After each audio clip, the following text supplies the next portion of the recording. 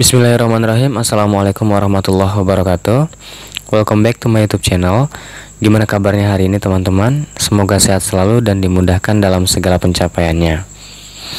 Gimana hasil tes simulasinya teman-teman? Mudah apa sulit soalnya?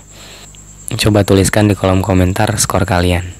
Baik teman-teman, langsung saja kita bahas soal simulasi SKB guru kelas, pedagogik, dan profesional mata pelajaran IPA.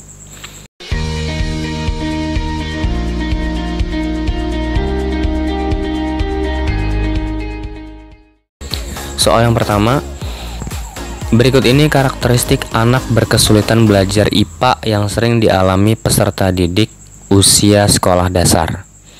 A. Rendahnya IQ peserta didik. B. Kesulitan belajar IPA karena banyak istilah latinnya. C. Pelajaran IPA ditakuti. Atau D. Tidak berminat belajar IPA.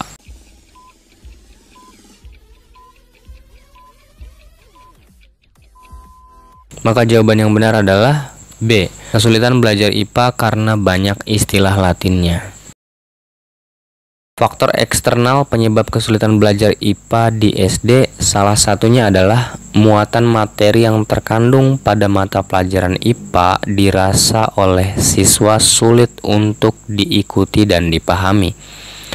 Berbagai permasalahan terungkap, yakni banyaknya istilah asing yang terdapat pada materi IPA.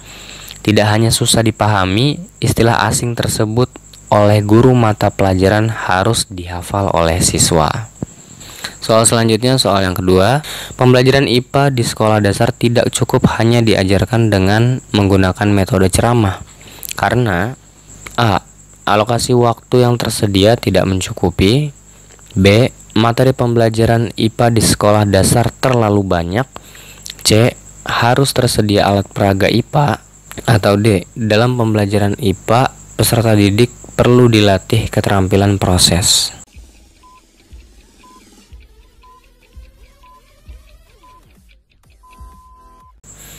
Maka jawaban yang benar adalah D. Dalam pembelajaran IPA, peserta didik perlu dilatih keterampilan proses.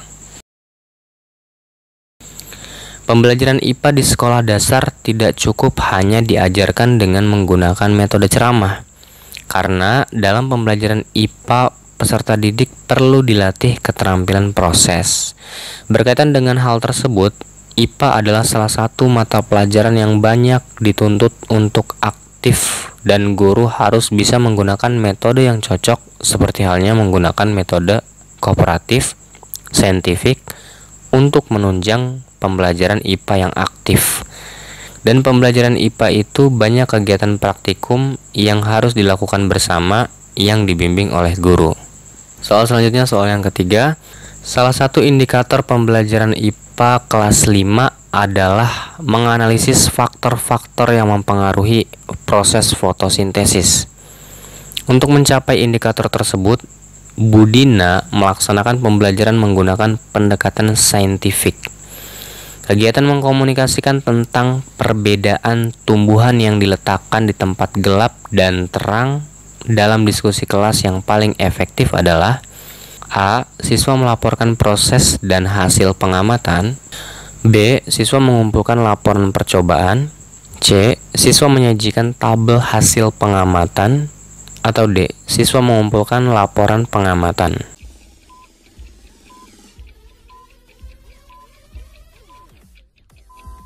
Maka jawaban yang benar adalah C.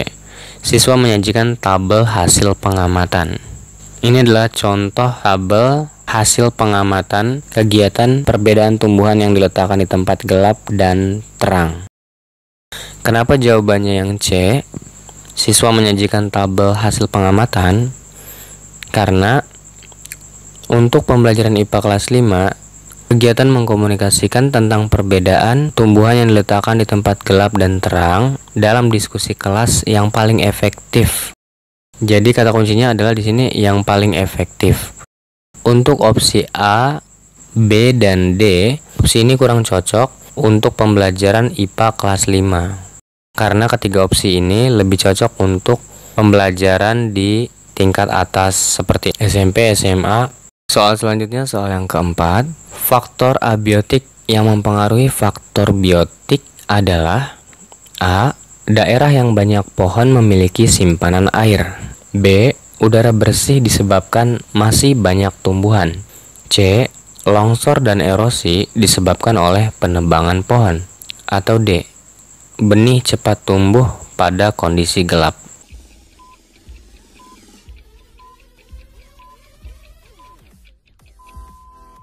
Maka jawaban yang benar adalah D. Benih cepat tumbuh pada kondisi gelap. Lingkungan biotik adalah semua lingkungan yang terdiri dari komponen-komponen makhluk hidup di permukaan bumi. Komponen lingkungan biotik misalnya tumbuhan, hewan, dan manusia.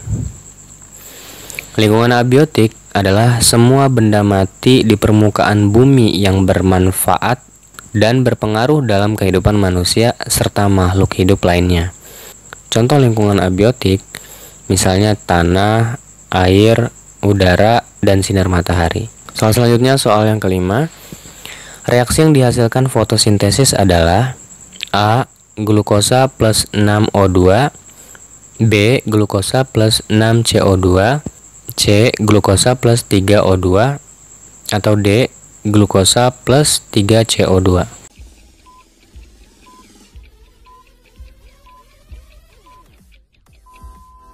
Maka jawaban yang benar adalah A. Glukosa plus 6O2.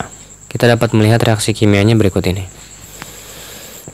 6CO2 atau karbon dioksida ditambah 6H2O atau air terjadi pada klorofil dan dibantu dengan cahaya matahari, menghasilkan C6H12O6, glukosa atau gula, dan 6O2 yaitu oksigen.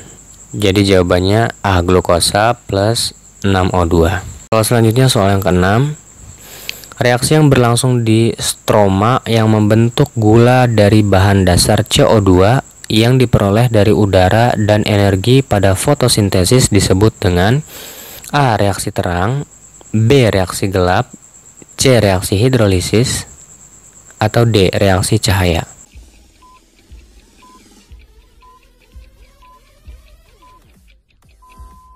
Maka jawaban yang benar adalah B. Reaksi gelap.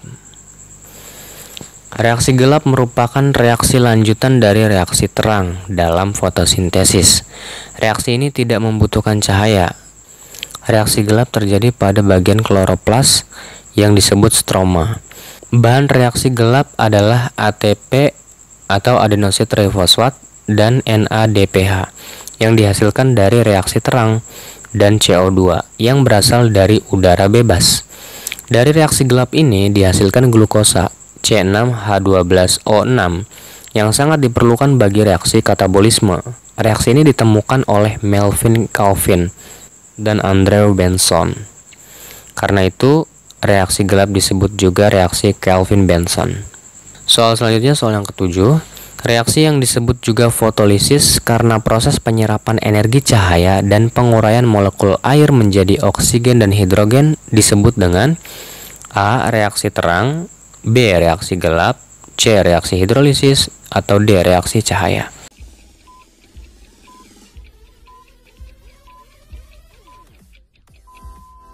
Maka jawaban yang benar adalah A. Reaksi terang.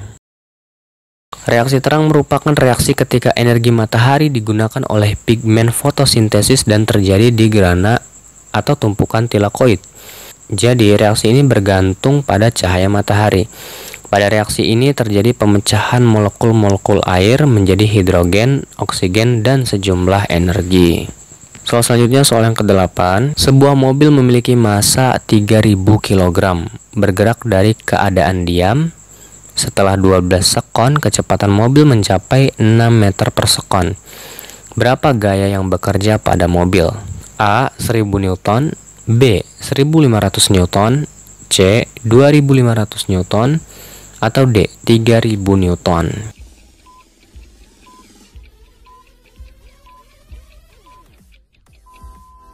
Maka jawaban yang benar adalah B. 1500 Newton. Pembahasannya, Untuk mencari gaya pada suatu benda, kita gunakan rumus F sama dengan M dikali A, di mana F adalah gaya, M adalah massa, dan A adalah percepatan. Diketahui M sama dengan 3000 kg, V0 sama dengan 0, V1 sama dengan 6. V0 di sini adalah kecepatan awal, karena di dalam soal bergerak dari keadaan diam, maka kecepatan awalnya adalah 0. Kemudian V1 adalah kecepatan akhirnya, yaitu 6. T0 sama dengan 0, T1 sama dengan 12. Karena nilai A atau percepatannya belum kita dapatkan, maka kita harus mencarinya terlebih dahulu. A sama dengan delta V per delta T, sama dengan 6 per 12. 6 ini didapatkan dari V1 dikurang V0, dan 12 ini didapatkan dari T1 dikurangi dengan T0. Maka 6 dibagi 12 hasilnya adalah 0,5. Yang ditanyakan adalah F atau gaya yang bekerja pada mobil. Penyelesaiannya, kita masukkan saja rumusnya. F sama dengan M dikali A. F sama dengan 3000 dikali 0,5. Maka hasilnya adalah 1500. Satuannya adalah Newton. Soal selanjutnya, soal yang ke-9. Perhatikan hubungan antara gaya terhadap pertambahan panjang berikut. Manakah yang memiliki konstanta elastisitas terbesar? A. Gayanya 50 Newton, pertambahan panjangnya 10 meter. B. Gayanya 50 Newton dengan pertambahan panjang 0,1 meter. B. Gayanya adalah 5 Newton dengan pertambahan panjang 0,1 meter. Atau D. Gayanya 500 Newton dengan pertambahan panjang 0,1 meter.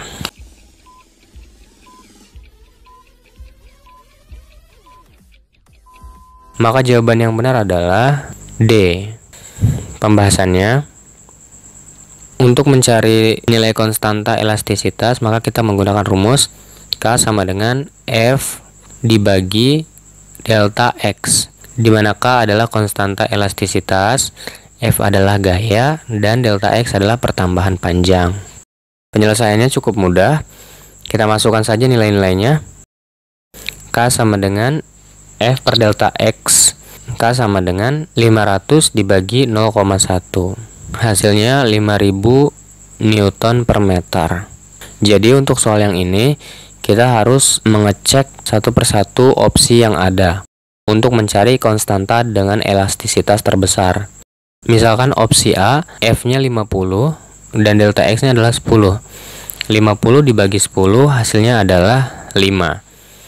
Kalau yang B, F-nya 50, delta X-nya 0,1. 50 dibagi 0,1 hasilnya adalah 500 Newton per meter.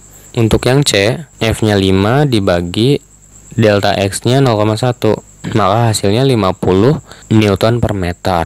Jadi yang paling besar konstanta elastisitasnya di sini adalah yang D, 5000 Newton per meter. Soal berikutnya, soal yang ke-10. Sebuah truk memiliki kecepatan awal 20 meter per sekon. Jika truk mengalami percepatan 4 meter per sekon kuadrat selama 5 sekon, kecepatan akhir truk adalah A. 50 meter per sekon, B. 40 meter per sekon, C. 30 meter per sekon, atau D. 20 meter per sekon.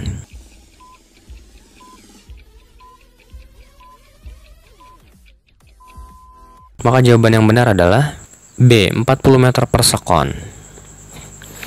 Diketahui V awal atau kecepatan awal 20 meter per sekon. A atau percepatan sama dengan 4 meter per sekon kuadrat. T awal sama dengan 0 sekon dan T akhir sama dengan 5 sekon. Maka di sini untuk mencari kecepatan akhir atau V akhir, maka kita gunakan rumus A sama dengan delta V per delta T, di mana delta V adalah V akhir dikurangi V awal dan delta T adalah T akhir dikurangi T awal. Kita masukkan nilai-nilainya. Kita tulis 4.